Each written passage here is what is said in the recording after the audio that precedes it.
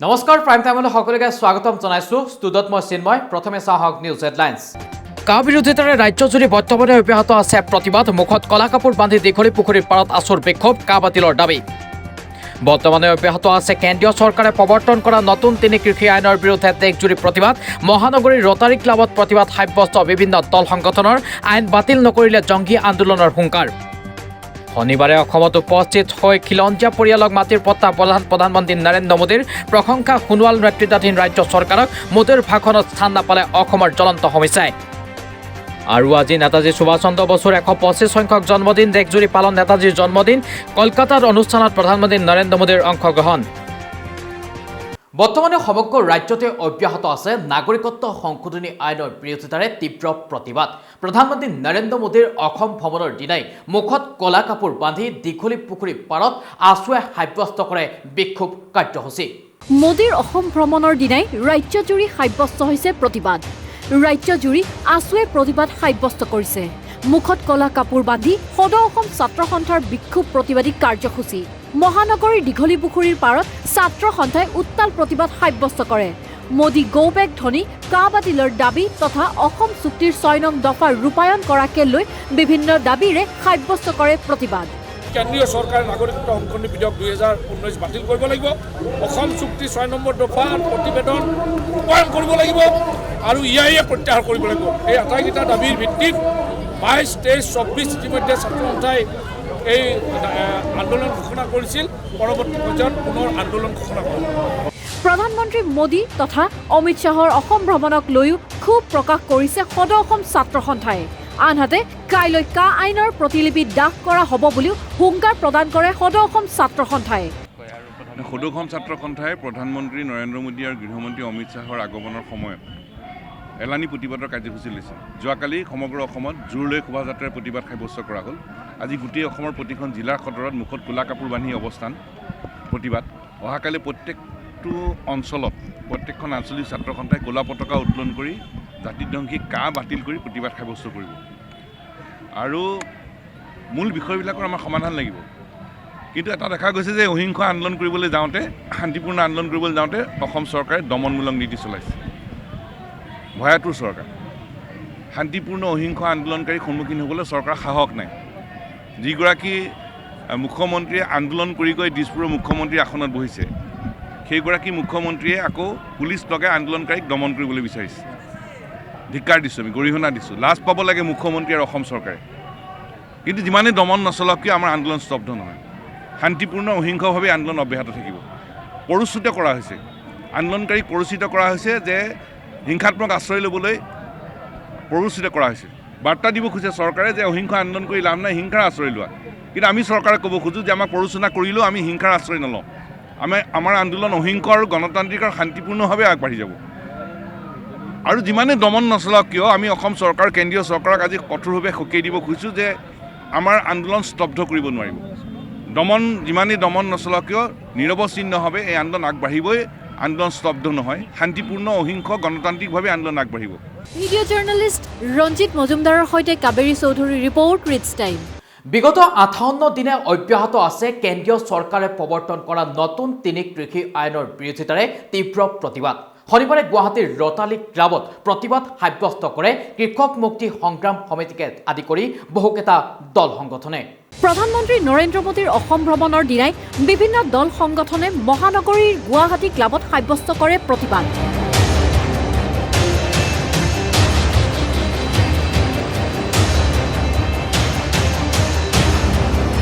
তিনিখন কৃষি আইন বাতিলৰ দাবীত কেইবাটাও সংগঠনে সাব্যস্ত কৰিলে তীব্ৰ প্ৰতিবাদ এই প্ৰতিবাদত অসমৰ বিভিন্ন দল সংগঠনৰ উপৰিও উপস্থিত থাকে হাৰিয়ানাৰ পৰা অহা কৃষক সংগঠনৰ কেইবাগৰাকীও প্ৰতিনিধি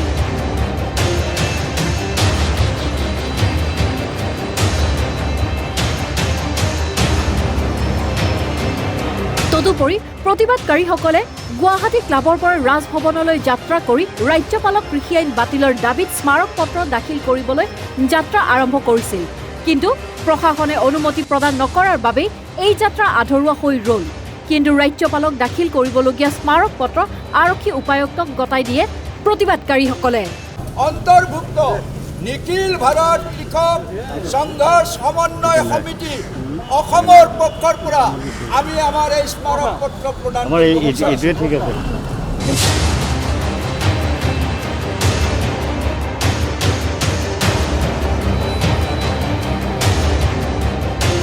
ভিডিঅ' জাৰ্নেলিষ্ট ৰঞ্জিত মজুমদাৰৰ সৈতে কাবেৰী চৌধুৰীৰ ৰিপৰ্ট প্ৰিটছ টাইম। কলগছিয়াত কৃষক মুক্তি সংগ্ৰাম সমিতিৰ কলাদিন পালন। প্ৰধানমন্ত্ৰী নৰেন্দ্ৰ মোদীৰ আগমনৰ বিৰোধিতা কৰি এনেদৰে শনিবাৰে কলাদিন হিচাপে পালন কৰে কৃষক মুক্তি সংগ্ৰাম সমিতিয়ে। কলগছিয়া মহকুমাৰ কৃষক মুক্তি সংগ্ৰাম সমিতি আৰু ছাত্ৰ মুক্তি সংগ্ৰাম সমিতিৰ উদ্যোগত ভাৰতৰ প্ৰধানমন্ত্ৰী নৰেন্দ্ৰ মোদীৰ অসম আগমনৰ বিৰোধিতাৰে আজি কলগছিয়াত তীব্ৰ প্ৰতিবাদ সাব্যস্ত কৰাৰ লগতে কলাদিন হিচাপে পালন কৰে। প্ৰতিবাদকাৰীসকলে নৰেন্দ্ৰ মোদী মুৰ্দাবাদ, নৰেন্দ্ৰ মোদী গো বেক আদি ধ্বনি দিয়াৰ লগতে কৃষক নেতা অখিল গগৈক মুক্তিৰ দাবী জনায়। লগতে কা বাতিল কৰা আৰু কৃষি আইন বাতিল কৰা NRCৰ কাম সম্পূৰ্ণ কৰা আদিৰো দাবী জনায় কৃষক মুক্তি সংগ্ৰাম সমিতি আৰু ছাত্ৰ মুক্তি সংগ্ৰাম সমিতিয়ে।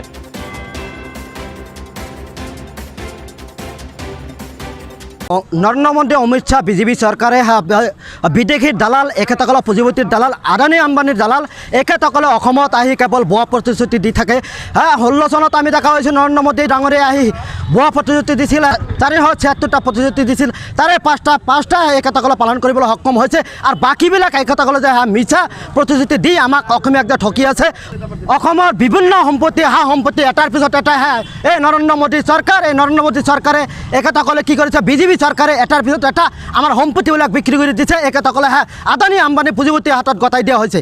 গতিকে আজিৰ দিনত যে আহি হাজাৰ যে শতাধিক ভুৱা প্ৰতিশ্ৰুতি দি আমাৰ অসমীয়াক ঠগি যাব, এইটো আমি কেতিয়াও মানি নলওঁ।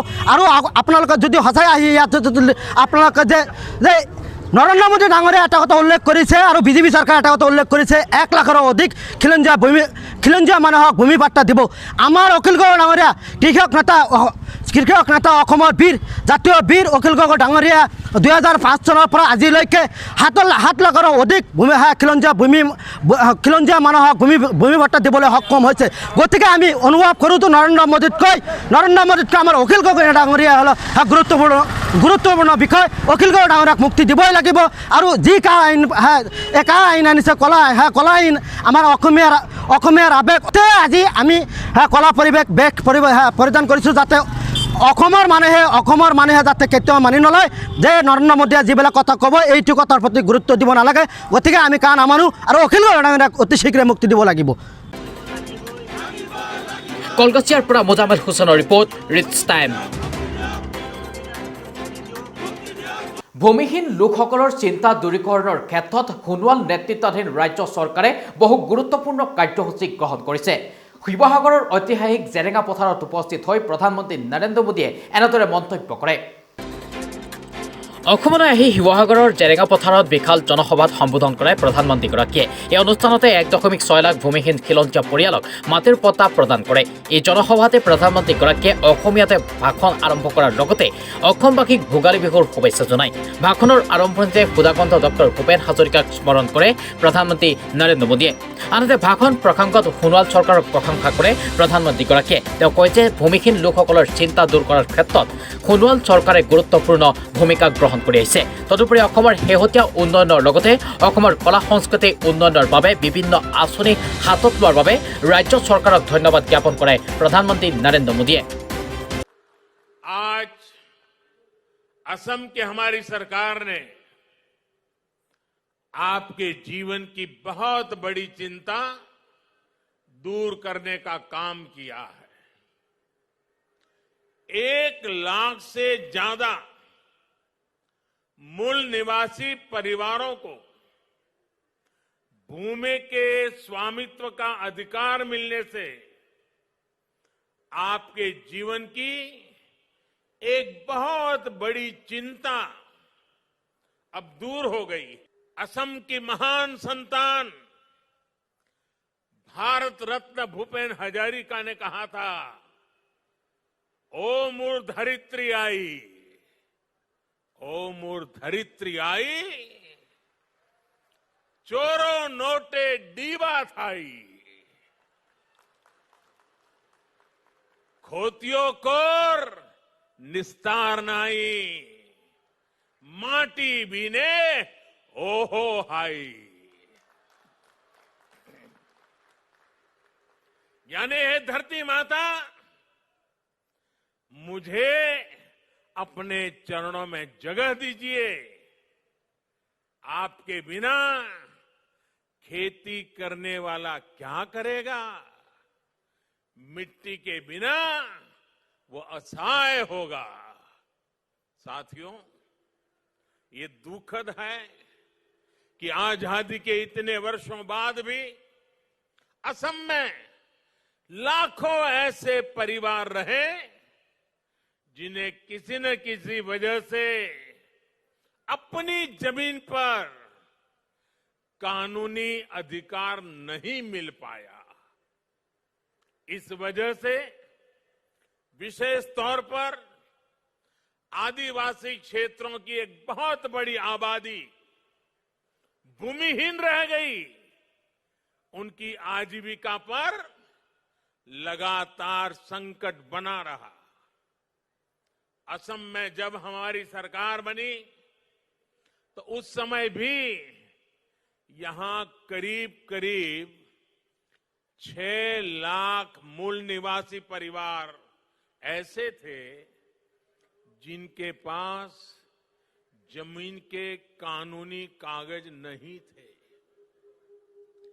पहले की सरकारों में आपकी ये चिंता उनकी प्राथमिकता में ही नहीं थी, लेकिन सर्बानंद सोनोवाल जी, उनके नेतृत्व में यहां की सरकार ने आपकी इस चिंता को दूर करने के लिए गंभीरता के साथ काम किया।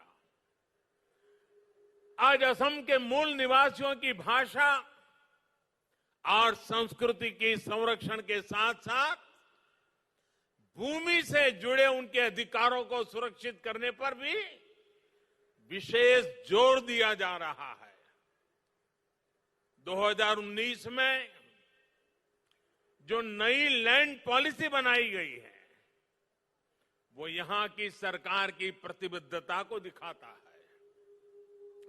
इन्हीं प्रयासों का परिणाम है कि बीते सालों में 2.25 लाख से ज्यादा मूल निवासी परिवारों को भूमि के पट्टे सौंपे जा चुके हैं।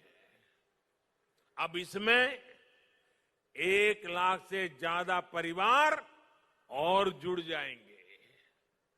लक्ष्य ये है कि असम के ऐसे हर परिवार को